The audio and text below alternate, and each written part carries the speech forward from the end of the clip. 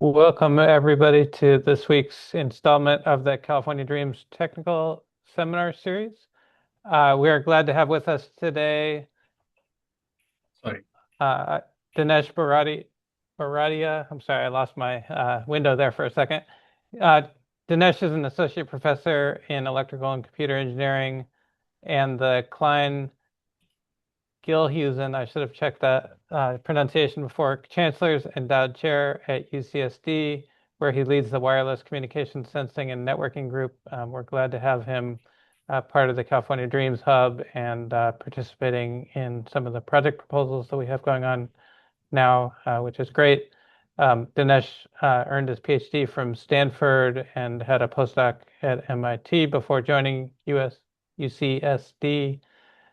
He's done lots of great work since joining UCSD, and I won't read all of his accolades, but they include being named a Forbes 30 under 30 for science and MIT Technology Review's Innovators Under 35 list, which are both very distinguished, as well as being a distinguished young alumnus from Indian IIT Kanpur. So, Dinesh, thanks very much for joining us, and please take it away. Sure. Hi, everyone. So I have sort of a bit of a long talk put together, but generally the idea is to maybe convey that what I sort of work on is building systems. So for sort of not exactly as much of building direct circuits, but taking different discrete circuits and putting together interesting systems and seeing if things are possible or not. I see there is a typo on my slide. Okay, I think there should be hand sensing. This is a work done by many graduate students, right? I'm gonna maybe try to cover as much as I can, but I'll try focus on some of the things, right? So two fundamental ideas. One is sort of looking at sub-6, and two is looking towards millimeter wave communications, right, and sensing. So in sub-6, the biggest problem really, or in all general, is sort of access connectivity, right? And you sort of are trying to figure out how best to deliver this access connectivity, right? And there is a huge amount of signals which have ushered in sort of way to connect the last mile. And this started from all the way to sort of 2G to 5G with sort of all our phones. And now we are in extremely interconnected sort of era, right? And more precisely, what's shifting is you're getting a lot more interactive applications, right? And what would happen in this sort of dimension is out of our agents or sort of even codecs or personal AI or physical AI, they would be sort of sending a lot of uplink throughput or uplink data, and you would anticipate this access network to deliver not just networking but computing as well, right? And one such use case, and I'm sure, like, I want to maybe just point out this, I think, since everybody is looking at a lot of ME Commons effort, right? Okay, we did this work in 2020 where we showed how do you detect drones just looking and overhearing the communication with the drone with its remote controller or base station, right? And just looking at that connectivity, we could look at this link and figure out if this belongs to a drone, if it's a particular type of drone, essentially Mavic 2 or not, right? And what type of payload it's carrying, 100 grams, 200 gram, 300 gram, right? And so on and so forth, right? And now this is where it's sort of all this infrastructure for access already has been deployed. Can that be reused for sensing is really the flavor which everybody is looking at, right? And this is sort of what also a lot of our previous work has done and showed this is possible, right? So just trying to give you a flavor of both communication and sensing. And I'm going to now look at more, let's say, communication in sub-6, right? And or general communication access side. One big problem for this has been sort of the disproportionate amount, and this is very old right now, right? But the point is that it's soon enough data centers definitely going to overtake everything in the carbon footprint, right? But we ourselves are creating a lot of carbon footprint. There are two types of it: embodied and um, non-embodied, right? But really, the amount of energy and spent on the access side is far too much compared to what has been has been proportionally spent in the networks of the overall wired networks, right? And so we need to really sort of think about how do we bring it back down to get to more sustainable way of growing our access networks, right? And so with that, the two sort of dimensions, right? One is on the energy use on the base station side, and one on the phone side, right? And so we started looking at this problem, let's say 5 years ago, right? Okay. And so one of the key pillars remains still is like massive MIMO, even for 5G or NextG, right? And this exactly, I'm showing you exact breakdown on the cost and power consumption, right? So as far as you look at the cost is dominated by the ADCs in the DACs, right, on these base stations. The power amplifier filters are relatively have become a lot of more commoditized, right? And the other equation is essentially the power consumption.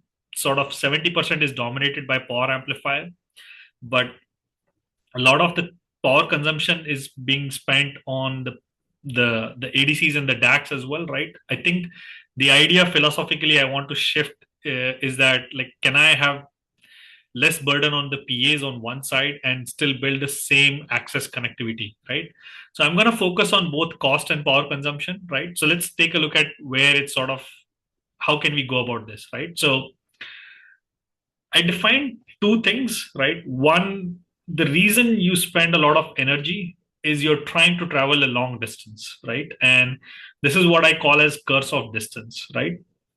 And the reason for this curse of distance is really you're trying to have minimum number of deployments and trying to have each deployment cover as much area as you can, right? And this has been always a traditional sort of philosophy, right? And if anything, as we go higher on the bands FR3, FR1, FR2, right? Okay, we increasingly are putting more and more antennas to get the same coverage range, right? Okay, so this is one problem, at least from my point of view, right? And I think it's a harder problem to solve, but I have some thoughts on what we can do for this, right? And then maybe not so popular thoughts rather. Let me put it this way. The other is curse of numbers, right? As you go to FR3 and even higher, right, the number of antennas, right, would sort of scale significantly larger, right? And this is where how do we sort of go about solving the last mile connectivity by breaking it down into these two problems, right? So I'm going to focus first on curse of numbers, right, and then go back into curse of distance and sort of show you how to sort of look at, right? So why is curse of numbers like show up in massive MIMO? The problem with this is I put many chains, right? RF chains, and each of these RF chain has powered LNA bandpass filters and ADCs, and each of these ADCs are super expensive, right? Relatively speaking, compared to the other components, right? And this really dominates both the power and the cost. Now, the question really is, can I, on the other side, if you look at it, right? Even though you put so many RF chains, it's not exactly you get linear capacity increase in the massive MIMO, right? The capacity increase is very sublinear even with this massive MIMO. And I'll go into that in details of this, right? So in specific, we have two fundamental ideas, right? Okay. How do I reduce the number of chains here, right? And we have a sort of a unique way of decoupling the analog front end into fewer number of digital ports, right? And that saves a lot of ADCs, and this fundamentally will allow us to do a lot of more sort of cost saving, right? Next, we have the next level of architecture, which is in a hybrid one, where it's not trying to do full digital beamforming, which typically is required for these sub-6 and FR3 as well. But here it sort of is a combination of analog and digital. And this saves not only sort of the cost but also saves the energy as well, right? And I'm going to go into those as well, right? So with that, let me maybe start with this first, right? And we'll talk about that, right? So this is GreenMO, right? And the first work where we were trying to figure out how to handle the curse of the numbers, right? So, and here's an example representative plot which shows how spectral efficiency on one side, as it grows, how can you sort of minimize the energy efficiency for the same additional spectral efficiency, right? So let me, or increase, yeah. So let me explain some ideas, right? So I'm plotting on x-axis the data rate of sort of what access network can provide at network level. And on y-axis, I'm showing the cost.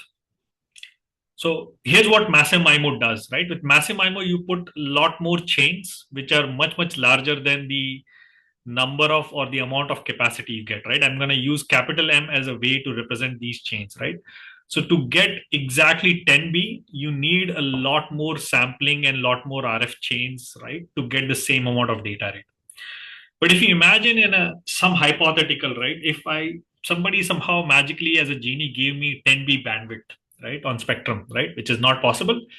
Like it's just somebody gave me a large amount of RF spectrum. I could just put one RF transceiver with that NB bandwidth and achieve very close to what the optimal will look like, right, in terms of the cost and power, right? Okay. But this is, I guess, not possible. We know, as we know, the crunch of spectrum, right? So people have been spending a lot of time and energy in trying to create hybrid beamformer architectures, right? And the idea of those is that you take these M antennas, but you drive those only N ADC chains or RF chains. And that way you create an analog network to save the cost. But turned out these became very, very complex, right? Okay. And that's what really was a real problem, right? What our goal would be to sort of how do I deliver full digital beamforming, which is what people typically do, which gives you all the gains, but at the same time have minimum number of RF chains, right? So the idea is that how do I create this analog network such that a fewer number of RF chain can access the same each antenna independently and get those samples for those. And it's a little bit of a tricky concept, right? And I'll try to walk you through as slowly as I can, right? To show you how this can be done, right? And what this does, if I could do this, is that I would save a lot of RF chains cost, right? And proportionally energy, not so much as energy, but definitely a lot of cost saving with the ADCs and others, right?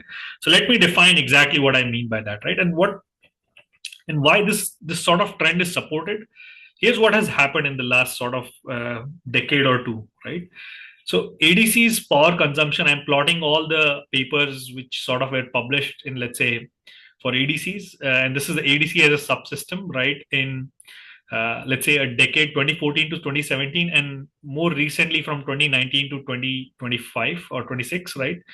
And what has happened is that the faster ADCs have become a lot more energy efficient, right? And this is by every day it sort of keeps becoming sublinear, right, until a certain point of sampling rate. Beyond that point of sampling rate it starts to go exponentially still, right? Okay. But on the other side, what has happened is that the access bandwidth has not grown as much.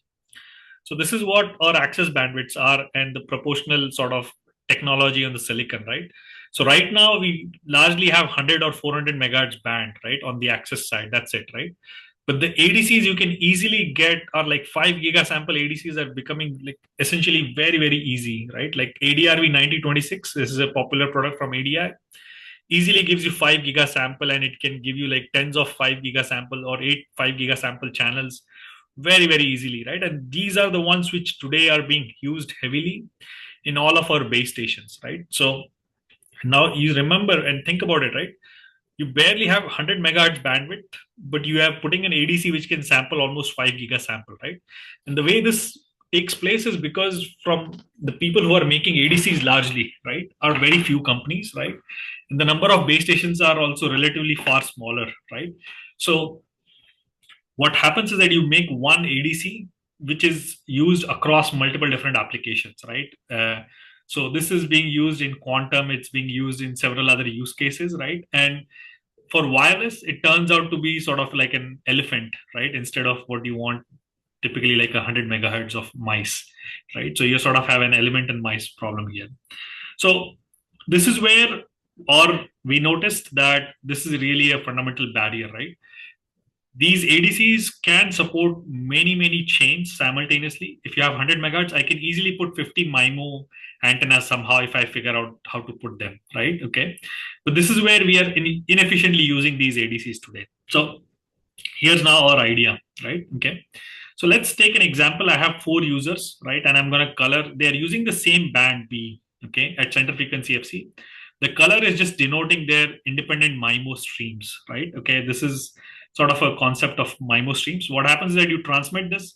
Each of these transmission goes to every single antenna. They get sort of through the combiner. And the problem is that here you lose the identity of each antenna if you just directly combine them, right? This is my M21 initial network, right?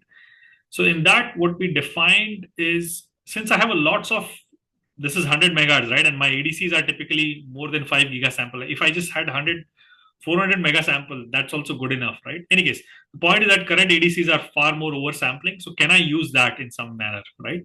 And so our idea was to put an analog spreader. What it does is that it takes all these signals at each of these antenna, assigns a unique code to each of this sort of antenna, and combines them in analog domain, right? And after this combining, you run through the same ADC chain, and you're still sampling at very high sampling rate. So because of the spreading, what would happen is that this B bandwidth internally to the base station would become like a much larger bandwidth, right? 4B, 5, in this case 4B, right? And then if you have ADC with samples at 4B, you can construct this, and you could now apply sort of a despreading algorithm, right? Okay. Here is an example of digital despreading, and you can create these chains independently, individually, right? Okay. And you can create every single antenna depending upon the sampling rate you have here, right? So in this case, you could create virtual RF chains, right? And the idea of these chains is to prioritize stream. So you choose the analog code and the digital despreading such that the virtual RF chain one has a dominant signal for stream one, right? And it's again same B bandwidth being used, right? So you're trying to create independent stream per user. So now if you think about this in a 1 minute, right? What I have done is that I have a lot more antennas. I have created some analog spreading code. This spreading code is designed in such a way that it combined together with digital and analog, make sure each virtual RF chain's output is dominant for per stream, right? So now, technically, if you think about it, right, I have 4 users. Each of them are getting bandwidth B of data rate. I'm just using a 4B ADC to support them, right? Okay. And it's a single ADC. So that minimizes my cost and a lot of energy and other related factors as well, right? And I get full digital beamforming gains as well in this particular case, right? I think we have proved that in our effort, right? Let me take a more simpler example, right? Instead of, and then you can do a lot more MIMO processing to just further make it clean. Even you still will not have complete chains. You can do MIMO processing on this, right? So let me just put this bar somewhere here, right? In case. So let me just go about another simple example, right? So think of a most simplest form of code is following. I have a code which is just turning on for 1/4B bandwidth, right? It turns on an RF switch, and that just signal goes to my ADC and I sample it, right? So let me just show you an example, right? So if I had 4 codes, right? C0, C1, C2, C3, right? And this is connecting to 4 antenna each independently, right? Each sample can be essentially structured. Let me show an example, right? So I have 4 sort of signals, right? Okay. And they are getting sampled. Every inversion of this code pretty much will become like sort of getting an inverted code per channel, right? Okay. So if I take oversampled ADC at 4B bandwidth, right, I have X1T, which is on for 1/4 of the bandwidth. So the first sample pretty much becomes X1K. X2T, which is on for, let's say, the next period beyond the first clock, right? Next 1/4B. And that 4K plus 1 sample become equivalent to this. So 4K plus 1 sample, right? So essentially your analog spreading here is simply an on-off code on one side, and the reconstruction or despreading pretty much becomes easily just making sure you're synchronized your ADCs to analog side. You get exactly these samples at 4K, 4K plus 1, 4K plus 2. You can construct sort of one single ADC recovering all 4 antennas on the left side, right? Okay. So that was sort of the example here we explained, right? In time domain, right? Once I get these ADC samples, the sample 1 will correspond to the chain 1, antenna 1 rather, antenna 0, 2, and 3, and 4, and so on and so forth, right? So these are like some very simple or time orthogonal codes, right? And which is what we showed mathematically is also, you could make sure that they give you exactly the samples you would get, right? Now, here's the complete architecture just so that, so you could have 4 antennas, right? I don't know what's going on here. Each of them have a different codes, and they once go through the entire chain, and you can do despreading and you can reconstruct this, right? And we should build the entire thing. We put 4 signals and we verified their SNRs, right? One interesting thing we realized is that beyond a point at 25 dB SNR or so, right? Okay, we started seeing a saturation effect with a shared ADC behavior, right? And what we figured out, there was a lot of filtering and decimation that had to be upgraded or improved to match to the same input or a dedicated ADC SNR with a shared ADC, right? And so this, after pushing through all these carefully designing filters, we were able to recover the entire linearity which you would have desired, right? And so it accounts, it's a real experiment where we took a RF SoC and essentially connected all 4 of these and verified this works really well. Okay. And showing some example reconstructed output as well for both input and the dedicated one and the non-dedicated one as well, right? So just to complete the picture, here's the idea, right? And what it does is that it constructs full digital beamforming. I have antenna 1, 2, 3, 4. Each of those have their own switches. They are turned spread by doing the coding. Once they are done, you sort of, I'm showing a simplified architecture of the entire front end or the down receive chain. You get an ADC, and this ADC you can take 4 and sample. It will be corresponding to antenna 1. So physically you only have one ADC, but it's exactly behaving as if you had 4 ADCs and 4 down converters, and sort of getting the same virtual signals or same actual signals here, but you just have a 4 times ADC and a switching here. If the switching is synchronized to this digital or the ADC, then you can reconstruct these signals carefully. And we also eliminated this need for synchronization by doing some smart digital filtering and calibrations, right? And that gave us the perfect behavior and no need for any synchronization either, right? And so I'm gonna maybe pause and see if any questions there are. I understand maybe questions are towards the end, right? But happy to take if any questions are there out there. Okay. If not, moving on. I think the next concept I want to explain is I here took 4 antennas and mapped to creating the exact same 4 signals for those 4 antennas, right? This is your full digital beamforming architecture, right? Next, we explored hybrid architectures. And the idea for these hybrid architectures is you kind of create sort of combining an analog domain, sort of like what hybrid beamformers do, right? But slightly more effective way of combining with on-off pulses and using codes as well. So you take code 0, for example, your blue signal has this particular channel response, right? You have one quadrant which has, let's say, 6 of them, and another quadrant or 5 of them which are in one quadrant and 3 of them in another quadrant. You can just use a simple code that all of these antennas should be combined together to construct the virtual chain corresponding to the user 1. So what you do is that you put code 0 on each of these switches, right? Antenna 1, antenna 2, 3, right? 1, 2, and or sorry, you don't put on 3, but you put on 4 because 4 is in the same possible where you want to combine. So you combine the ones you want to combine, right? And you finally get sort of a virtual chain where the signal for user 1 is dominated, right? Similarly, you can choose different codes for user 2, right? User 3, user 4. So the way you can choose these codes is that you can choose a code to either reconstruct an antenna perfectly in the digital domain, or you could choose these codes as a representation of each user, right? So this gives you a fully flexible architecture where you could sort of take and connect more and more antennas as you go on, right? Today we have 8 antennas, but you want to scale the capacity. You can add more.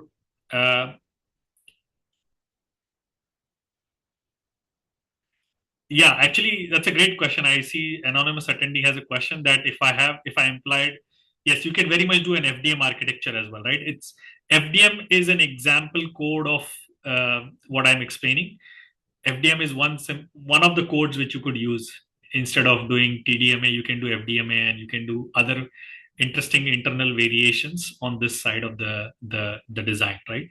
So going back to this example, right, you could choose these codes, either it's as a representation of the users, or it can be representation of the antenna itself you want to reconstruct, right? And so you can choose these antennas which will have the codes and which will not have the codes, and you'll create virtual RF chain. And this first virtual RF chain has a dominant signal from user one, right? And that you can further process in a digital beamforming to reconstruct each of the signals independently, right? And we had built a very nice algorithm on how do you choose the codes, which codes should be applied to what antennas, and how do you do digital beamforming inversion associated with that, right?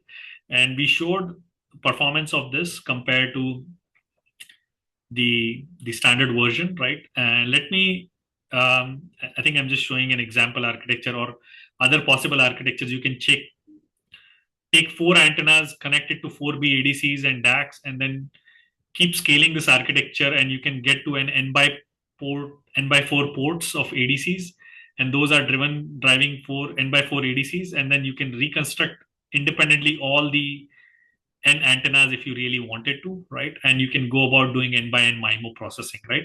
So typically all sub-6 communication uses full digital beamforming architecture. So you could use this idea of GreenMO as for doing full digital beamforming.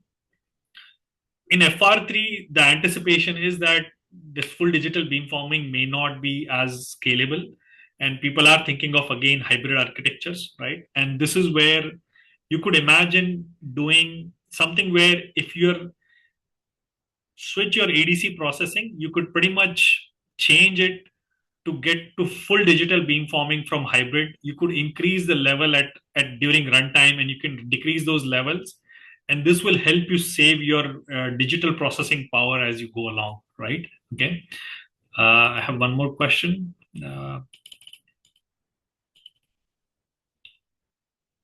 Yes, I think our papers have studied extensively how and I'll maybe take these questions as we go on later, right? So I think now let me talk about the transmit side. Can I do the same on the transmit side, right? And we actually verified, again, we did both the math and the experiments, right?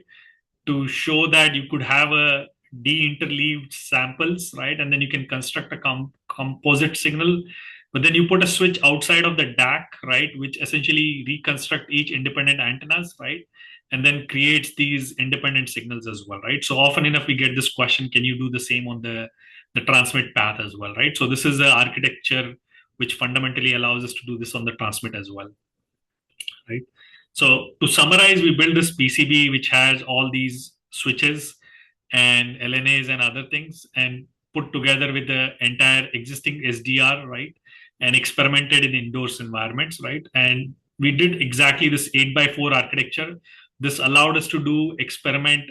If you put a different ADC here, which has 8B bandwidth, we could get, again, all 8 channels, right? This was an older SDR at that point in time in 2020. This was the best.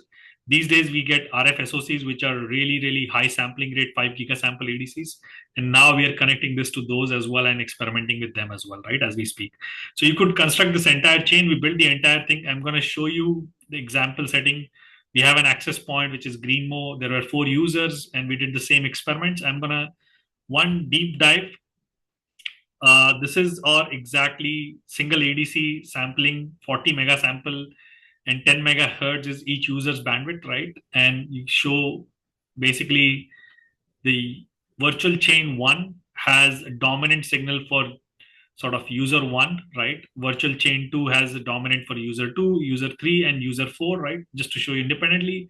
But then if you do further digital processing, you can clean up very much and make it much stronger and much cleaner, right?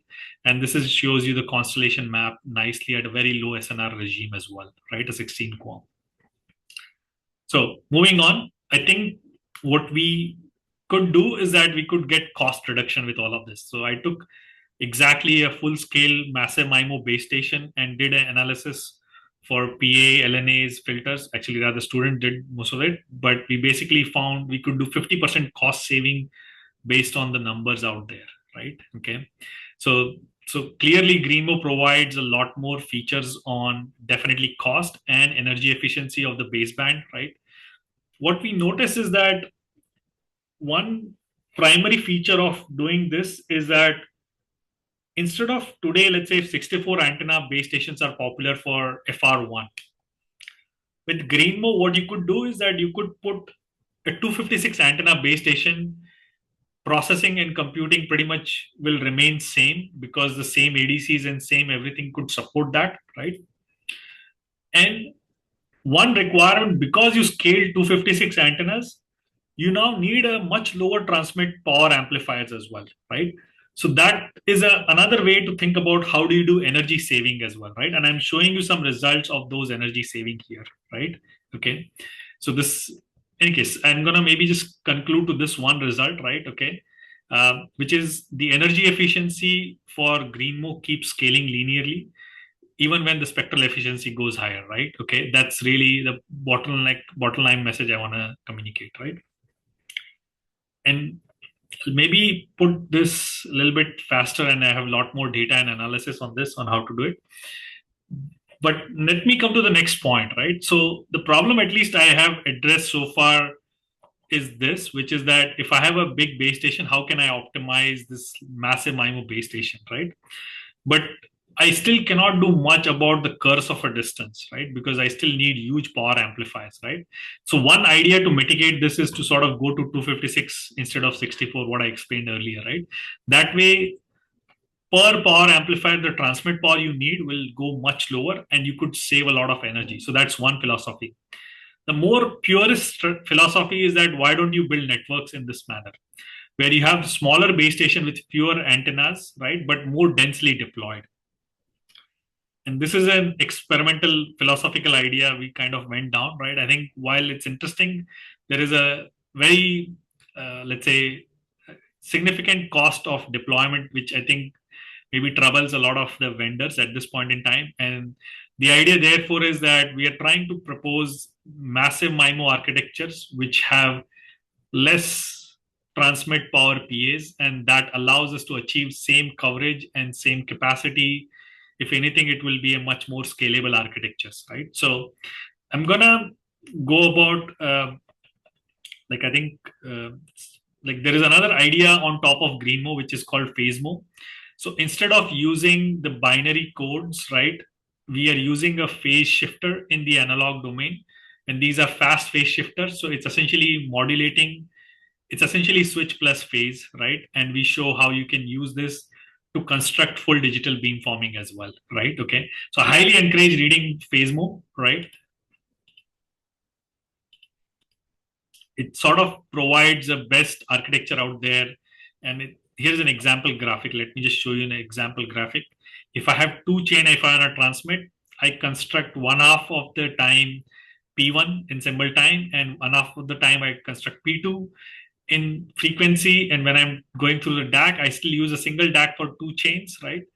In analog domain, I can take this P1 and essentially modulate it with fast phase shifter with phi P11 and phi2. So what it would do is that it would create a beam in a particular direction for P1, and it will create another beam for P2 in another direction altogether, right? And here you can support arbitrary hybrid architectures as well, right? And you can make them full digital beamforming by just changing the sampling rate of the DAC, right?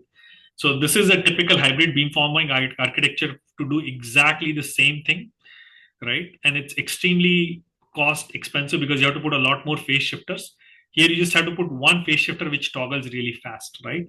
So with that, I will leave on this topic and maybe switch to, in any case, lot more. And I think we have done extensive experiments in Siona to show large scale cities and what are the possible gains and so on and so forth. And you can read the paper extensively on this end, right?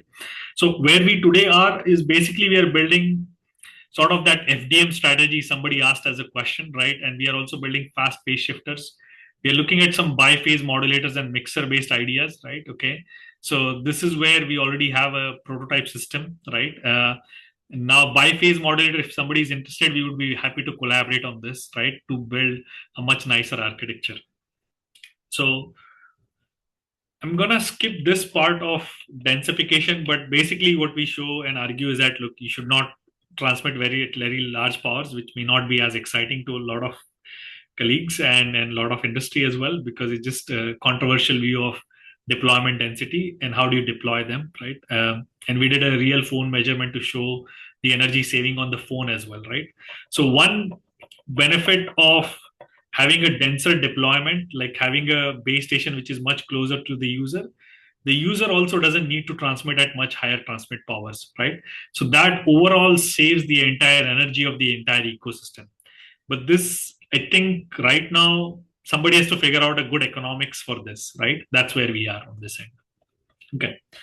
Let me switch gear and make one final point on this side, right? Okay. So a lot of ideas right now on integrated sensing and communication. You can pretty much build the same thing with GreenMO. You could arbitrarily switch the number of channels and receive channels you're using for sensing versus transmit channel in a flexible manner using GreenMO slash PhaseMO ideas, right? So we are working on some of those extension as we speak, right? So I've been trying to keep to this to 45 minutes so that I can answer more questions, right? So I'm going to talk about, briefly show you some of the platforms we have on 28 gigahertz millimeter wave. This is a phased array Gabriel built for us, Gabriel Rebase. And we have been doing a lot of sensing and communication research together. It's called Comrade. Go look, you can look it up. We are coming out with new phased array architectures as well, right? This shows our new antenna phased array architecture. And we are also looking at a lot of security and sensing research as well on this end. So with that, let me just show you one example, right?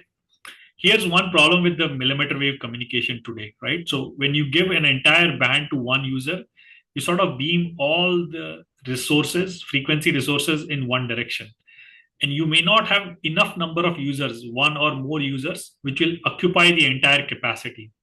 So this leads to some of the wasted capacities, right? As far as millimeter wave is concerned, right?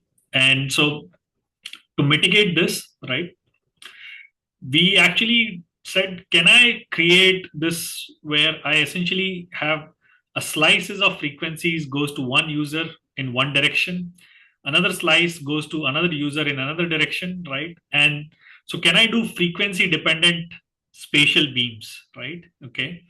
And so this is really what we were trying to do. I think Samsung also had a similar proposal, right, after us, right? And they kind of also experimented with this, right? So both of us have built this, and there is an interesting research on this. But let me explain how this would work, right? Okay.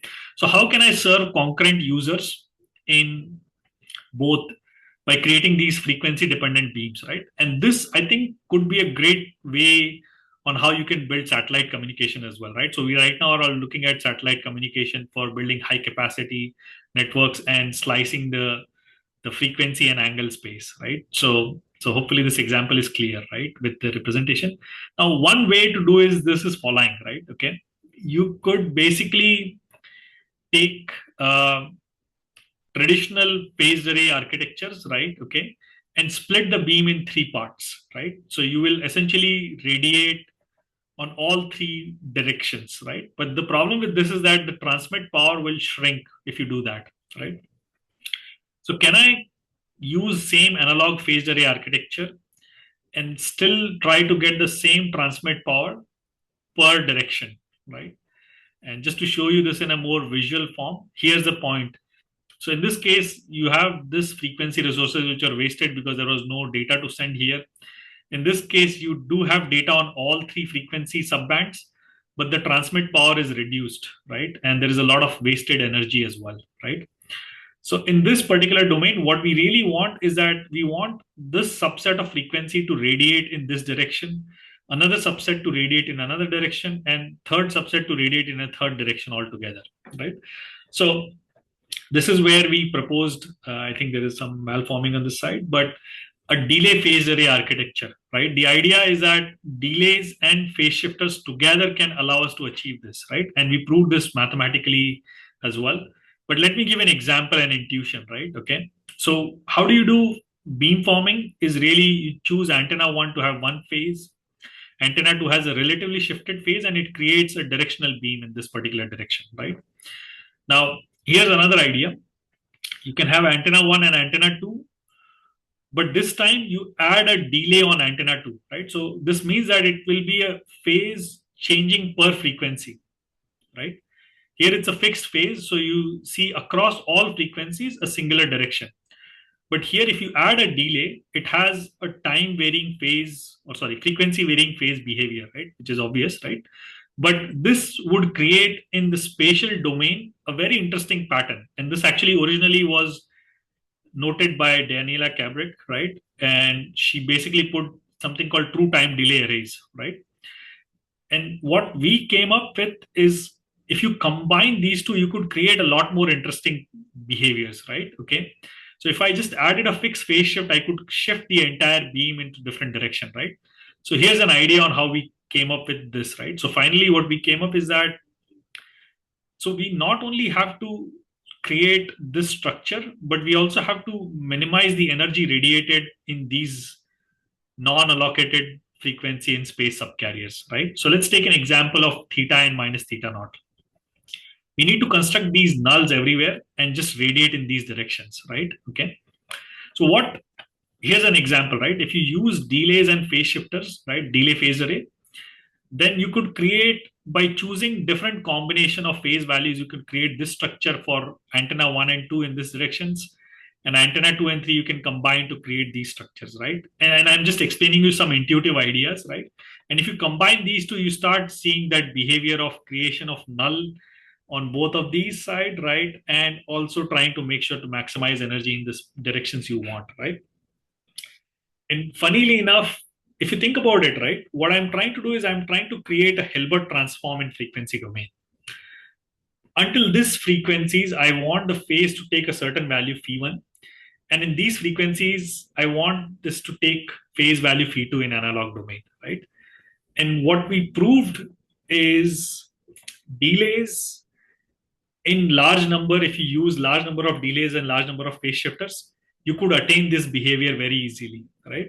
And more importantly, we gave a closed form solution. If I want to radiate at plus theta naught and minus theta naught, half of the subcarriers, we gave a closed form expression, right? And this expression is powerful in the sense that it tells me what delay to choose, what phase shift value to choose. And not only that, it tells me how should I design, what should be the maximum and minimum delay. And I highly encourage going through this paper. It's called, and this website, we have a very nice MATLAB codes and other codes for you to see all these patterns and try out and use it and change it according to your use case and try things differently, right? Again, this is a great way to do sensing and communication simultaneously. You could use this band for communication. This other parallel bands can be used to keep scanning different directions and doing sensing those associated with those, right? So a lot of use cases possible with this fundamental architecture, right? And so yeah, actually built it, tested it as well on sub-6 and even millimeter wave, and we see some nice clean spectrogram in anechoic chambers, right? Over the air measurements, right? And sort of works, right? So just to summarize, I think, as I was saying earlier, this was work introduced by uh, Daniela Cabrick and her group, where they were just doing these frequency dependent spatial beams which would radiate in all direction. We basically introduce a new control to those, right, by using our delay phased array architectures, right? And now it has truly generalizable form. Now I guess the question comes down to is building nice delays and phase shifters, right? Or this requires a very large delay, right? More importantly, the amount of delay you need is 1 over bandwidth, right? Okay, or 1 over 2b, right?